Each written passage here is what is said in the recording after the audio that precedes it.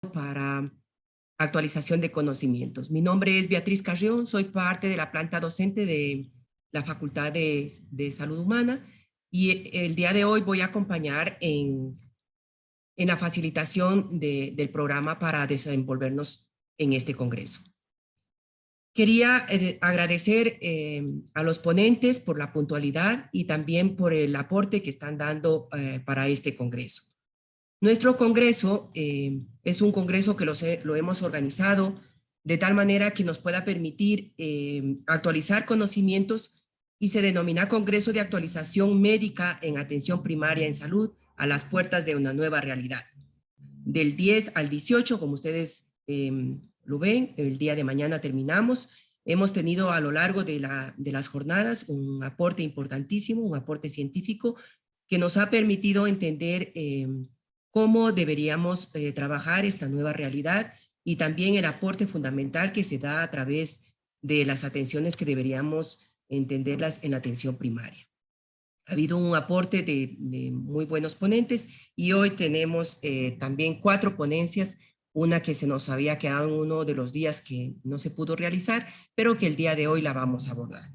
Sin más, entonces, si me permiten, voy a compartir el ponente del día de hoy. En este momento tenemos al doctor Adrián Felipe Vázquez. Él es psicólogo, máster en psicoterapia integrativa por la Universidad de Buenos Aires, Argentina, tratante del Hospital de la Universidad Técnica Particular de Loja y tratante del Centro de Especialidades Médicas Serimedic. Es un profesional que tiene su vasto conocimiento respecto al tema psicológico y de hecho ya nos ha puesto en el chat algunos links de algunos libros. Le agradecemos por eso, estimado Adrián, y el tema que él nos convoca ahora es la contención en el duelo. Entonces vamos a tener aproximadamente unos 45 minutos y luego vamos a tener un cuarto de hora para preguntas. Sin embargo, le solicitamos a las personas que nos acompañan que por favor prendan sus cámaras y también que coloquen sus preguntas en el chat. Si alguien quiere hacer uso de la palabra, también puede alzar la mano y le podríamos dar el uso de la palabra para si quiere hacer directamente la pregunta al ponente. Con esto dejo entonces con ustedes al doctor Adrián Felipe Vázquez. Adelante, doctor. Hola, ¿qué tal? Saludos cordiales, un abrazo fraterno a todos y cada uno de ustedes en esta especial tarde. Parto agradeciendo la gentileza de la Universidad Nacional de Loja y la Facultad de Medicina por la invitación, por el voto de confianza y deferencia que mi persona depositan y por honrarme en compartir hoy con ustedes este espacio. Vamos a hablar entonces de la contención del duelo como una entidad clínica, del duelo como algo que estamos viviendo a la luz de la pandemia COVID-19, del duelo que es parte de algo llamado historicidad, antes, ahora que tenemos vida y después de que nuestra vida física feneza. Entonces, vamos entonces a ello y con todo, gracias también a todos los que están conectados. Una primera clave para entender el duelo psicológico es ese dolor.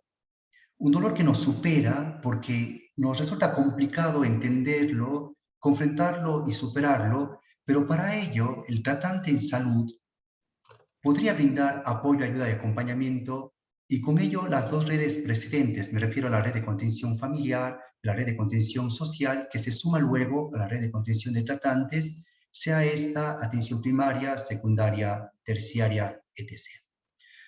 ¿Quiénes comparten pues, el sufrimiento de la persona que vive la congoja? Y entonces son esas palabras, esas actitudes, desde la presencia, la cercanía, pero sobre todo el interés de la persona que acoge al doliente para brindarle la triple C.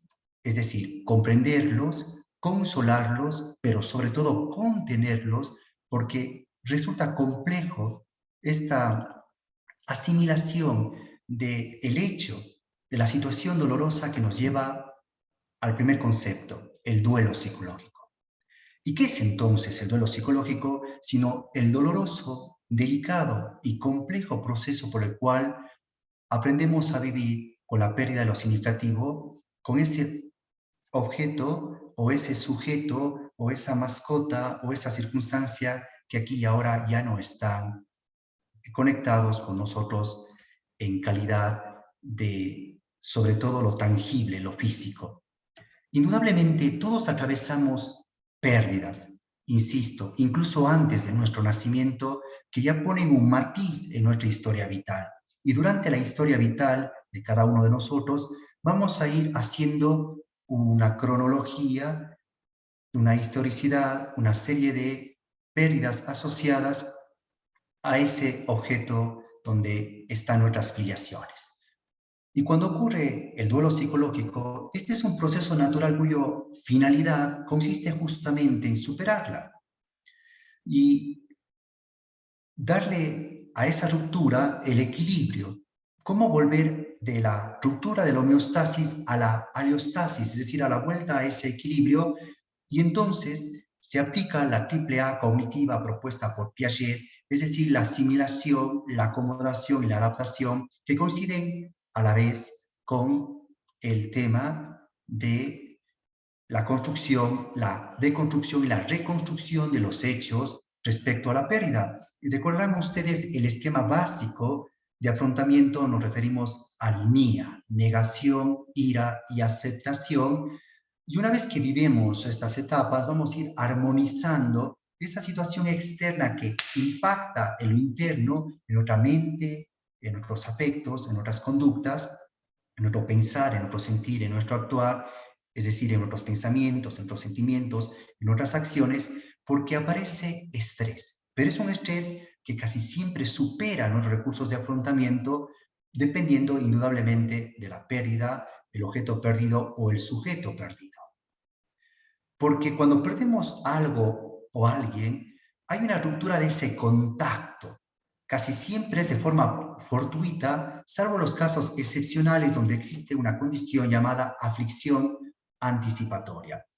Pero cuando la muerte, que nunca avisa y viene, como dice aquel versículo, como ladrón en la noche, pues rompe esa situación previa de estabilidad, de tranquilidad, de calma, de felicidad, y trae consigo lo contrario, porque se rompe ese fuerte vínculo físico y nos toca recordar y fortalecer ese vínculo espiritual que tenemos.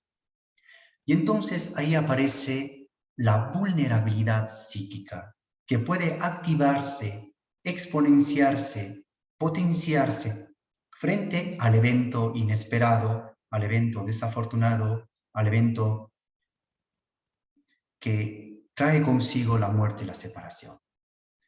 La clave de todo esto, queridos colegas y amigos, es aprender a vivir. Y a veces el duelo puede también estar asociado a ausencias temporales. Por ejemplo, viajes. La carrera médica, la especialización, la subespecialización va a significar pues muchos sacrificios, entre ellas ausencias temporales del formando, quien se especializa o se subespecializa y se tendrá que separar en algunos casos de la pareja, de la familia, de los amigos, de los conocidos, y esta separación temporal también dispara un duelo. Vamos a imaginar que la persona tiene una pareja y obviamente la ruptura temporal de la permanencia física con esa pareja puede disparar el duelo. Pero claro, cada duelo va a tener diferentes maneras de manifestarse, de vivirse y de superarse. Como una especie de cuñita publicitaria, valga la pena decir que el duelo se parece muchísimo a una tarjeta de crédito, es decir, puede durar 3, 6, 9 y hasta 12 meses en diferirse la elaboración natural, y luego de ello el tratante debería repensar la posibilidad de si el duelo se complejizó, se patologizó, teniendo en consideración la posibilidad de una base de tipo traumática. Y para eso existen varios instrumentos de evaluación para identificar más allá de los manuales, me refiero al diagnóstico estadístico, los trastornos y enfermedades mentales de CENE o a la clasificación internacional de enfermedades en su última versión, el 11, que por cierto tiene una plataforma genial donde uno puede ir aportando y alimentando el entendimiento de las condiciones clínicas. Más allá de ello, existen 3 reactivos que yo les recomiendo y que los pueden conseguir muy fácil en la red. Me refiero al BID, breve inventario del duelo, al inventario del duelo complicado y a la escala de las 3 esferas, que justamente el autor que está en pantalla ha sido quien la ha traducido o ha hecho la modificación o incluso ha aportado desde su formación y experiencia en tales ya en el 2017, me refiero a Montoya Carrasquillas. Y entonces, justamente este autor se dio cuenta que más allá del esquema NIA, negación, ira y aceptación, los dolientes vivimos 5 etapas que se resumen en las siguientes. La aflicción aguda o estado de shock emocional que ocurre precisamente en el instante en el que se vive el conocimiento de la pérdida. Y luego de ello vamos a la conciencia de la pérdida, donde salimos del estado analgésico anterior y empieza el sufrimiento emocional. El sufrimiento emocional en la tercera etapa se agudiza y tiene un parentesco con la depresión, y es por eso que incluso en estudios como el de Freud, la melancolía se confundía con la depresión, pero hay que mirar, como diría la empresa de juguetes Mattel, cada situación por separado, parafraseando la empresa, porque cada situación implica una forma de concebirse la condición clínica. Y bueno, de ello nos vamos a la cuarta etapa. Y justamente esta cuarta y esta quinta etapa son las etapas terapéuticas, las etapas de saneación y de sanear y sanar. Y la primera es la cicatrización, donde la persona empieza a aceptar la pérdida, a retomar las actividades de la vida cotidiana, a buscar, entre comillas, sustitutos que reemplacen ese vacío, esa carencia. Y hablando del vacío, les recomiendo, sobre todo para trabajar con niños, el cuento El vacío de Ana Llena, psicoterapeuta, diseñadora gráfica y ilustradora española, que también tienen una versión digital en un canal YouTube que está animado. El cuento El vacío habla de cómo llenar esa ausencia, esa falta, eso que está ahí, que dejó ese algo o ese alguien que ya no está. Y finalmente, en la quinta etapa, aparece la renovación o esos cambios necesarios que los dolientes tenemos que hacer para volver a darle un sentido a nuestra realidad, a nuestra personalidad, como lo diría la escala de las 3 esferas. Ahora bien, usted se preguntará, ¿se interviene el duelo? Y la respuesta es sí, siempre y cuando se identifique que el duelo se ha complejizado, se ha patologizado o tiene una base de tipo traumática, y casi siempre el trauma tiene que ver con estas muertes horrendas que también ocurren. Vamos a imaginar, por ejemplo, rapto, secuestro, homicidio, previo tortura y desaparición del cuerpo, pudiendo haberse o no encontrado el mismo.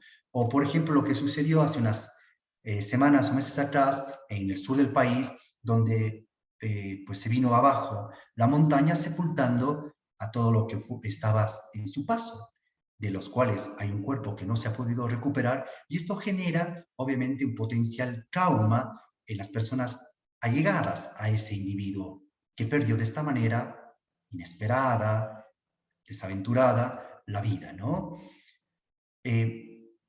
El duelo se interviene entonces cuando sucede esto. Y sobre todo hay que tener en cuenta 2 cosas. Si es que hubo un estanco en el proceso de evaluación y de evolución de la resolución del duelo, y cuando existe la comorbilidad, es decir, la asociación de la aflicción con otras condiciones clínicas, como por ejemplo ansiedad, depresión, trastornos del sueño, del apetito, de la energía, por citar algunos ejemplos. Ahora bien, ¿cómo es que sucede que el duelo, que debería elaborarse de forma natural en el plazo antes establecido como máximo 1 año, puede llegar a estos otros tintes, complejo, patológico, traumático, y casi siempre tiene que ver con cosas asociadas a la pérdida? Me refiero, ¿quién es la persona fallecida? Si es que hubo o no aflicción anticipatoria, si es que la persona vivió y trabajó la ansiedad por separación, desde apego seguro que hablaba John Bowlby en su teorización. ¿Cuánto me costó reconocer y expresar el dolor previo a que pudo haber o no un retardo en esa expresión? Hay gente que tiende a negar el suceso, recordar el esquema NIA, cuya fase inicial es negar, y luego la ira es culpar a todo y a todos por lo sucedido, incluyéndose a uno mismo, y obviamente lidiar con el sentimiento de culpa o inculpabilización también resulta pues complejo. La historial de sufrimiento. Hablando del COVID-19, hemos visto a personas que han tenido que vivir un historial de sufrimiento continuo, donde más de un miembro del grupo familiar han fallecido producto de la pandemia y donde la persona recién venía elaborando la pérdida A y de repente se presentó la pérdida B y más tarde la pérdida C y lleva la pérdida E y él o ella vienen teniendo este historial de sufrimiento como un rosario de lágrimas. La temporalidad de la congoja, es decir, esto casi siempre ocurre con enfermedades crónicas, terminables, incurables, catastróficas, eh, gravosas, donde hay un deterioro progresivo, paulatino, a cuentagotas de la persona que, o del ser querido que probablemente fallezca en N fecha, y donde el pronóstico es reservado y hay una temporalidad de la aflicción. Siempre es bueno contar con redes de contención. Resaltan las tres antes dichas: familiares, sociales y tratantes. Si es que yo tengo un deterioro en mis relaciones humanas, no me llevo con las personas, estoy aislado, casi con tintes de ermitaño, es probable que este deterioro en las relaciones haga más difícil, porque no cuento con el apoyo, con la contención, con la ayuda, con el acompañamiento de un tercero que, como dice el estribillo del grupo de ópera rock Mago Dios, ten mi mano, apóyate en él, bueno, ten mi mano y ten mi hombro, apóyate en él, ¿no? Que a donde tú vayas yo iré, contigo iré. La nula intervención especializada, sobre todo cuando ésta se requiere, y la pregunta es, ¿quién debería intervenir? La respuesta obvia es un interventor en salud mental calificado. Existe una carrera que es la tanatología y también los cuidados paliativos y también la persona que se trabaja en la clínica del duelo. Para ello es importante partir de una evaluación. Y la pregunta que se debe resolver en la evaluación es, ¿el doliente resolvió o no el conflicto? ¿Cuán grave es ese cuadro depresivo que suele acompañarse a la aflicción? Hay la presencia de un trastorno psicótico, y recuerden por psicótico ver, oír o percibir algo que otros no perciben, es decir, las alucinaciones, los delirios, ideas extremas, raras, que esa persona solo se cree, y la salida de la realidad. Obviamente el tema post-trauma, y poníamos antes el ejemplo COVID, pero ¿te imaginas tú el desplazamiento, la guerrilla y otras formas de agresión, de guerras civiles, como por ejemplo lo que ha vivido nuestro hermano país, Colombia? La persona que está viviendo la congoja, se le suman otros trastornos y particularmente el consumo de sustancias como por ejemplo el alcoholismo u otra drogodependencia. Hay que evaluar el riesgo suicida y aquí aparece el famoso esquema IPI, es decir, de ideación, planeación e intento autolítico, al que se le puede acompañar las conductas autolesivas que, aunque no están diseñadas o pensadas para causar la muerte, podrían suceder, como por ejemplo el cutting, el shocking, el burning y otras, y las conductas de riesgo, es decir, las que ponen en juego mi salud, bienestar, integridad, y este juego de conductas de riesgo, autolesivas y autolíticas, que podrían darnos luces del riesgo suicida.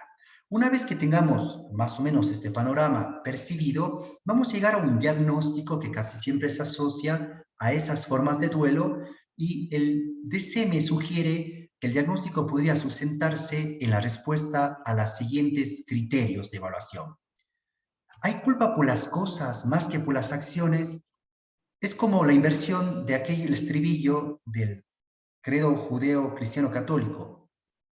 Por mi culpa, por mi culpa, por mi culpa, y a la vez por la culpa, por tu culpa, por esa culpa que hay más allá.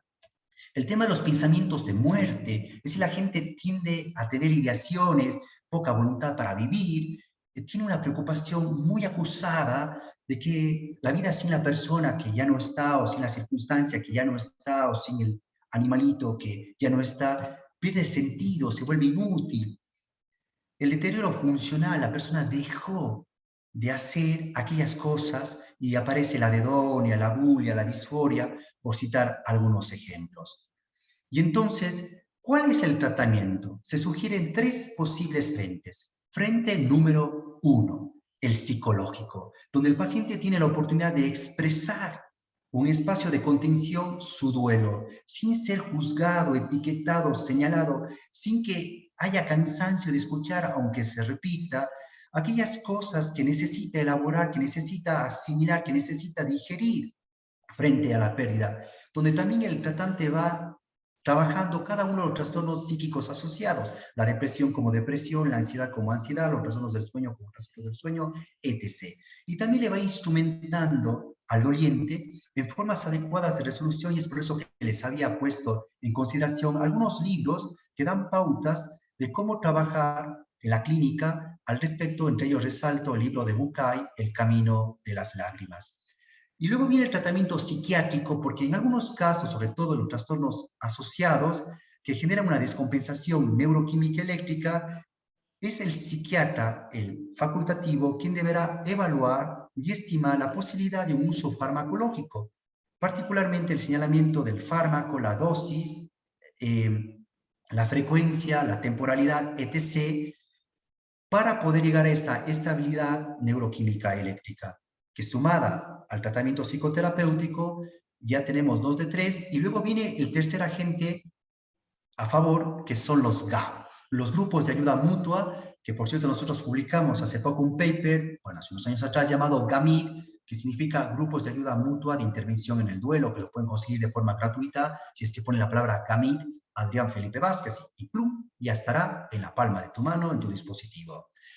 Y resulta que los GAM ayudan a hablar, porque como dicen las abuelas, las penas contadas son menos. Y llorar hace bien, llorar hace bien. Reprimir la autentificación, la legitimación, la expresión del duelo no es lo correcto. Y es simpático poderse encontrar con un grupo de personas que están viviendo algo similar, aunque no idéntico, algo similar, aunque no igual, algo similar, aunque con diferentes tintes, luces, matices, contrastes, sombras y luces de lo que yo estoy viviendo en la pintura de mi propio duelo. Hablando de la psicoterapia en lo específico, ¿qué hace el psicoterapeuta? Primero, parte de la psicoeducación es brindar información para que sea el doliente el experto en el entendimiento del duelo psicológico. Luego da un espacio de ventilación para que haya esa catarsis, la liberación emocional, en palabras de Sigmund Freud. Y obviamente cura al abordar, y ahí aparece justamente lo que etimológicamente significa psicoterapia, la cura a través de la palabra. Y entonces la persona del terapeuta va escuchando y va armando como una hábil telaraña el tejido de los diferentes elementos que connotan, que explican, que construyen, reconstruyen, que permiten la asimilación, la acomodación y la adaptación del duelo como tal. Es decir, se vive una reconstrucción del significado para afrontar la situación vivida de una perspectiva amplia, holística, prismática, con diferentes ópticas, para que el doliente pueda ir más allá de la aflicción. Y el duelo, una vez que se trabaja, como antes he dicho, ¿cómo saber si se está superando el duelo? Es decir, ¿cómo tener un indicio de que estoy sanando y estoy saneando? Y entonces resulta que hay la disminución de la pena. Y por cierto, la pena nunca se va. La pena estará ahí, será parte de tu vida. Pero tú aprendes a vivir con ella y le connotas un significado distinto. Como dirían los psicólogos cognitivo-conductuales, haces una reconstrucción del significado. Y entonces, la persona cuando comparte la expresión del duelo, lo hace de forma espontánea, sin la connotación de la aflicción inicial y rompiendo esa disonancia afectivo-cognitiva. Es decir, afronta el hecho como el hecho desde una postura fenomenológica, lo diría Foucault. Entonces, en lo específico, cuando uno logra superar la pérdida, puede expresar esos sentimientos y manejar las reacciones de congoja, sobre todo con los aniversarios, con las fechas durante el año calendario, donde el recuerdo, la memoria, incluso el tributo al ser querido, se hacen vivos. Por ejemplo, hace poco pasamos festividades familiares, Navidad, Año Nuevo. La persona es capaz de establecer nuevas relaciones igual de significativas, igual de profundas o similares a las anteriores. Es cuando es capaz de manejar el vacío, la soledad y la desesperanza, y entonces esa sensación de vaciedad deja de existir o es menos, al igual que la soledad, y aparece esta palabra hermosa, la esperanza. Como diría el Diego Torres, saber que se quiere, poder que se quiera. Pintarse la cara, color esperanza. Obviamente la persona empieza a tener actividades que le dan ese nuevo sentido a su vida y encuentra otros sujetos, otros objetos dentro de un contexto y circunstancias N determinadas donde se siente amado y es capaz de amar. Obviamente no reemplaza, no sustituye, no borra ni invisibiliza lo previo, pero permite darle un tinte nuevo y continuar el camino. Como diría ese poema que siempre se menciona de Machado, caminante no hay camino, se hace el camino al andar. Y entonces los vínculos de apego empiezan a ser apropiados, equilibrados, permanentes, vive estas fechas, aniversario, homenaje, conmemoración, y entiende que la vida es parte la posibilidad de muerte y que la muerte es parte de esta vida y que debe ser vivida con naturalidad. Así como se nos enseña a vivir y nos esforzamos por vivir a plenitud, nos deben enseñar a entender la muerte y a vivir nuestra propia muerte como parte de la plenitud de la vida en el momento en el que llegue. Y entonces, lleva al concepto de salud, el desarrollo, el bienestar y la cualificación de la vida psíquica saludable de la persona que afronta el duelo. Si no pasa esto, puede existir lo que antes habíamos mencionado, que es el duelo traumático. Queríamos hacer un punto y aparte en cuestión del duelo traumático y vamos a ver que hay una reacción inadecuada a la pérdida. Aparece esto como algo terrible y amenazador y, pues bueno, casi siempre está asociado, como les decía, a la tragedia y por eso se torna traumático. Resulta que para poder trabajar la elaboración hay que trabajar en el recuerdo, en la memoria de... Y por eso es que quiero ponerles en consideración algunas cosas que uno puede hacer para tener en cuenta el duelo y también para ya llevarle al aspecto terapéutico. Este recuerdo, esta memoria, hace que los recuerdos felices sean dolorosos. Aparece en el día el famoso flashback o volver mentalmente a la situación de pérdida.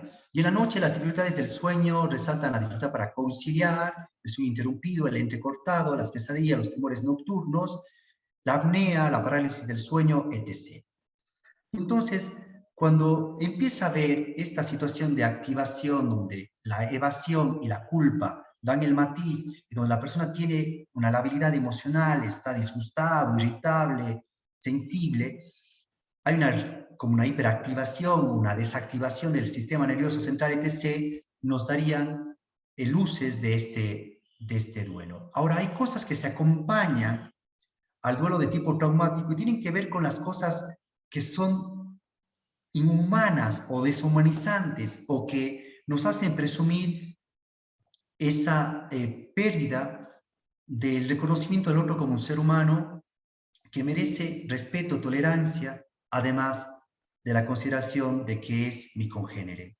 Y resulta, por ejemplo, que hay países que viven guerra, viven hambre, perdón, y con esto la desigual distribución de la riqueza, o hay gente que vive persecución, que son desplazados, por poner ejemplos. Y entonces, con esto, el duelo y el trauma nos llevan a poner en juego cómo romper esa represión de pensamientos, sentimientos y actitudes y cómo focalizarse en la resolución del trauma como trauma y del duelo que se asocia al trauma. Y entonces, para ello es necesario, insistimos una vez más, que el tratante tenga la formación, la experiencia, pero sobre todas las cosas, la motivación para dedicarse a la tanatología clínica en particular. Terapéuticamente hablando, les vamos a señalar ya para cerrar algunas recomendaciones terapéuticas, primero desde el tratante y luego hacia la persona que vive la aflicción y finalmente hacia los que acompañan al que está afligido. Y hablando de la psicoterapia, yo suelo practicar el famoso 6 Free Factory, es decir, el free writing, que es escribir, el free reading, que es leer, y el free listening, que es escuchar, que también se conoce como las tres narrativas, junto con el free talking, que es hablar. Y de ello se acompaña el free working, que es trabajar para sanar, y finalmente el free growing, que sería crecer para sanar. Y entonces ahí aparecen las tres narrativas que antes había mencionado, las cosas que leo, las cosas que escribo, las cosas que hablo y digo para sanar. Cuando es necesario hablar de pérdida, incluyendo a los más pequeños, el lenguaje de la pérdida, la psicoeducación, tiene que ser un lenguaje claro, preciso, directo, llano, donde yo busco el momento, las palabras, pero sobre todo las actitudes adecuadas, donde voy nombrando las cosas con su nombre, con términos que no afecten la susceptibilidad, la sensibilidad, la vulnerabilidad de la persona que está afligida, donde tengo un discurso honesto, donde no genero falsas esperanzas, por favor, y donde no genero malos entendidos, sino trabajo en clarificar esas cosas que están mal concebidas en la cabeza del paciente, es decir, de aquellos que están viviendo la pérdida. Cuando yo trabajo en el dolor, tengo que entender que tengo que tener una actitud de respeto y de consideración, que aunque yo no lo he vivido en mi piel a la fecha, es probable que la viva en algún momento y que, aunque me parezca exagerado, como una especie de hipérbole conductual, lo que estoy viendo es la manera en cómo reacciona la persona. Y también puede ocurrir lo contrario, está pasivo, tranquilo, como si nada pasara, ¿no? Tengo que ayudar a la que la persona ponga sus pensamientos y sus sentimientos en orden. Y es por eso que Parkinson, Hartz y Jacobs había propuesto allá en el 2001, al inicio de este siglo, tres cosas a considerar: la cronología y curso del duelo, la cronicidad, donde aparece el estrés por separación y el estrés por trauma, y el deterioro, que son las secuelas del dolor. Entonces la pregunta del $1.000.000 es: ¿qué puedo hacer por mí mismo para afrontar la pérdida? Pues puedo aplicar el cuidado de mis tres hábitos básicos: comer bien, dormir bien y hacer ejercicio. Puedo escribir, puedo ilustrar o hacer cualquier técnica plástica como una terapia de arte, terapia. Puedo realizar actividades que mantengan mi mente ocupada para que mi espíritu esté quieto, llorar, expresar, legitimar la congoja. Puedo salir, jugar, tratar de divertirme. No,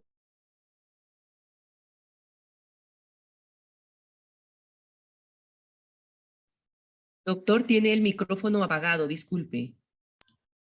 me lo bloquearon hace poco, perdón. Entonces, bueno, alguien me bloqueó el micrófono por accidente, no pasa nada. No sé en dónde me quedé, pero ahí seguiré. Y entonces, la persona está atravesando alguna situación.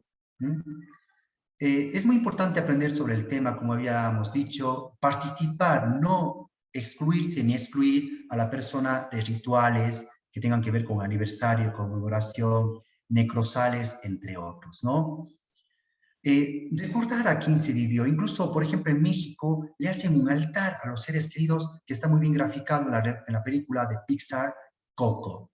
Hablar con personas de confianza, tener ese hombro y ese oído, ser actor de actividades que involucren a la familia y el equipo de colaboradores. Hacer cositas en memoria del ser querido. Es decir, yo compuse esta canción, escribí este poema, sembré este árbol, escribí este libro, lo que sea, en memoria del ser querido. Cuidar de sí mismo. Recordará que no hay amor más grande que el amor propio. Entender que hay tiempo para recuperarse, para afrontar esto, y obviamente ser partícipe de cosas que tienen que ver a veces con la fe, con el dogma, con la espiritualidad, participar de vigilias, de retiros, de novenas, por poner alguna idea. ¿Qué pueden hacer los demás por mí? Psicoeducarme sobre el duelo, aclararme alguna duda, considerarme al momento de hablarme mi edad, mi madurez, mi situación, mantener diálogos breves, no solo el día en que ocurrió la pérdida, sino permanentes. Serme honesto, serme directo, hablarme de forma sencilla, permitir que yo exprese lo que pienso, siento y quiero, las cosas que no pude decir o hacer, por ejemplo, tenerme paciencia, tratarme con legítimo interés, permitirme el detenimiento sobre algunas cosas que aún me cuestan asimilar, ayudarme a organizar momentos de tributo, como habíamos dicho, pues ir juntos a compartir espacio y tiempo, también permitirme pasar tiempo a solas, no significa que porque necesites tiempo a solas está en el aislamiento asociado a la depresión, pues brindarme los signos del afecto, el beso, el abrazo, la caricia, la palabra amable, el gesto de cariño, el estar aquí y ahora contigo, conmigo. Compartir esos espacios. Entonces esos espacios que van a servir para legitimar los sentimientos, ¿no? Saber que pueden contar con usted, querido amigo y amiga. Vincularlo a alguna actividad en la comunidad. Es decir, que él pueda redirigir la energía, al igual que poderlo expresar por alguna especie de acción o técnica, como las que están ahí señaladas, y evitar ser rígidos. En la vida hay dos movimientos, el espiral y el circular. El uno es inflexible, el otro es flexible. El circular va del punto A al punto A y el espiral del punto A a cualquier otro, y de eso se trata. Y entonces, también podría estar atento a esas conductas atípicas que salen de lo normal, que pueden llevar a la necesidad de atención especializada, donde puedo buscar a ese especialista para ayudarle a resolver el duelo ya con alguien que tiene esa formación y ese conocimiento como tal. Sin más, queridos amigos, no sé si hay alguna pregunta, algún comentario, algún aporte, voy a mirar qué cuentan en el chat. Y sin más, reitero mi gratitud por la escucha, espero que haya servido de algo esta pinceladita sobre la pérdida. Voy a echarle un ojito. Beatriz, no sé si hay Gracias, algo por doctor ahí. Adrián, excelente ponencia. Ha quedado como muy claro. Sin embargo, hay una pregunta, bueno, hay tres, pero yo he tratado de resumirla. Los médicos de atención primaria y los equipos de salud ayudan a gestionar el estrés del duelo. ¿De qué manera? ¿Qué podríamos hacer como médicos de atención primaria? Y también, complementando a esta pregunta, ¿qué mecanismos podemos desarrollar para atender estos procesos? Entendiendo que también al escuchar el tema del duelo también puede generar un poco de estrés para el profesional. Entonces la pregunta también nos mencionan qué podríamos hacer como profesionales para nosotros mitigar también esta absorción de estrés de los usuarios o de los pacientes que tenemos. Esa sería una pregunta, doctor. Primero habría que yo, el tratante, vivir mis propias pérdidas, afrontarlas, legitimarlas, autentificarlas, es decir, superar el duelo. Segundo, tengo que ser simpático y empático, y particularmente lo segundo. Y ser tinoso, tener el tacto y el tono adecuado para abordar a la persona, para acogerlo en el momento en el que tengo que dar malas noticias, como por ejemplo el fallecimiento de un ser querido o el diagnóstico de una enfermedad rara, crónica, terminal, incurable, catastrófica, o una situación delicada en sí misma, como por ejemplo el N porcentual de riesgo de una intervención quirúrgica. Y cada una de las palabras van a connotar también una actitud que acompasa en ponerme en esa situación o tratar de sintonizar con lo que está viviendo el otro, que es lo que Carl Roger hablaba de empatía. Y entonces, el momento en que yo me siento cargado por la aflicción de otros, tengo que buscar vehículos de descarga, vehículos de alivio, vehículos de poder direccionar sanamente esa presión y esa tensión, ese distrés, es decir, ese estrés negativo que supera mis recursos de afrontamiento al evento estresor, en este caso, algo que toca las fibras más sensibles de mi persona, porque yo, aunque sea médico, enfermera, paramédico, auxiliar, psicólogo, también soy humano y también me cargo y también me canso y también me aflijo. Y ahí aparecen recursos como la lectura, la escritura, el platicar con alguien, es decir, los fris que habíamos hablado antes. Y entonces no podemos saturarnos y tenemos que trabajar en equipo para jugar como titanes en el ring, es decir, darnos la mano para que entre a la batalla el que está un poco más fresquito mientras yo descanso, mientras yo me alivio, mientras yo me descargo, para después también tomar la posta al que se quedó previamente en el ring. Y entiendan que esto humano requiere de una actitud humana y humanizante. Y en la acción humanizadora vendrá la contención por sí misma. Las palabras de aliento tienen que estar de cajón. Tampoco es engañarme o engañar, pero sí poner más allá del contexto de la situación N determinada, la manera en cómo va a ser vivida luego la situación que acaba de ser socializada al paciente, a sus familiares o a quien fuere. Muchas gracias, doctor. Hay dos preguntas más. ¿Los sentimientos depresivos son normales en el duelo? ¿Cómo se puede identificar un duelo patológico? La depresión es una condición clínica que puede haber preexistido, pudo haberse también gatillado o pudo haberse mantenido, potenciado, sumado a la aflicción del duelo. Y como señalé en la exposición y lo reitero una vez más, cada condición clínica tiene que ser tratada por separado. Y en este caso, si la persona que es el doliente además afronta una depresión, tendría que trabajar con su caracterología clásica, es decir, la tristeza profunda, la tendencia al aislamiento y la inestabilidad emocional.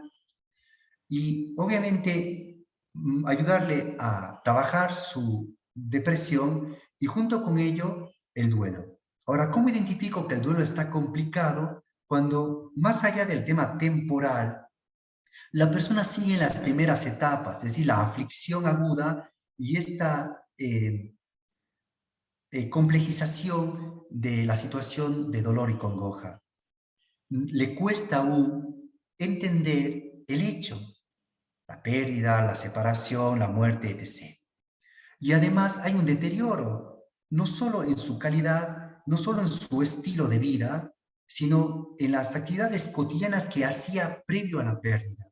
Todo esto se suma para entender la complejización, luego la patologización cuando se vienen otras entidades clínicas y el tema traumático cuando en la pérdida hubo un algo que le dio ese tinte, como por ejemplo, se imaginan ser padre de una víctima de un asesino psicópata serial, por ejemplo, ¿no?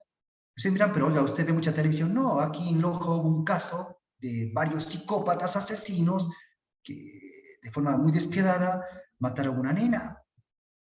Y se imaginan la situación de trauma para el grupo familiar, porque no es una pérdida cualquiera, es una pérdida que tiene el tinte de trauma.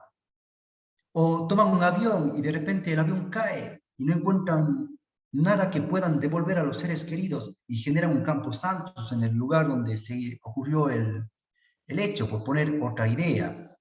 O hay secuestro, muerte y una fosa común, por citar ideas donde puede haber el tinte traumático. Por lo tanto, la idea es prepararme a esto que es tan humano, la muerte. Gracias, doctor Adrián. Finalmente, la última pregunta.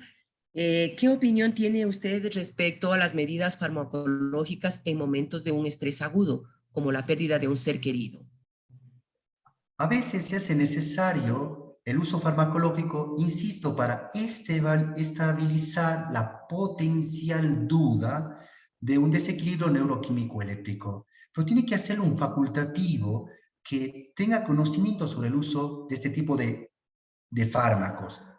No sé, la gente tiende a tomar pastillitas que la venden a la vuelta de la esquina y lamentablemente los dependientes farmacéuticos tienden nomás a venderle que por ahí que el Dominium, que por ahí el Xenox, que por ahí no sé qué. Perdonad por dar estos nombres comerciales, pero quería solo citar estos ejemplos. Y la gente cree que al tomar la pastillita se va a ir el dolor. No, hay que trabajar el dolor, no la manifestación del dolor. El dolor tiene detrás, insisto, la pérdida, la separación, la muerte, y sobre eso se trabaja. Pero si en el momento la vemos muy complicada la persona, muy sintomática, pueden ayudar los inductores del sueño, los estabilizadores del ánimo, los antidepresivos, los ansiolíticos, qué sé yo. Pero claro, analizando cada caso por particular y a detalle, porque esto de medicar y de automedicarse, con mucho cuidado.